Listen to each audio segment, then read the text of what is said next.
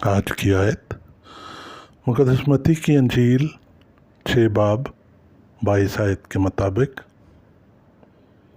لیو یسوع فرماتے ہیں: O léjanos tus somatos esten o oftalmos, enon o oftalmos o apalos y olon so somaso fotenon este۔ ترجمہ: بدن کا چراغ آنکھ ہے، پس اگر تیری آنکھ درست ہو تو تیرا سارا بدن روشن ہوگا۔ آمین۔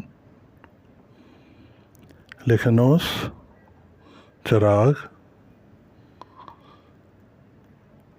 سوماتوس بدن، آفتھلموس آنکھ، اپولوس درست،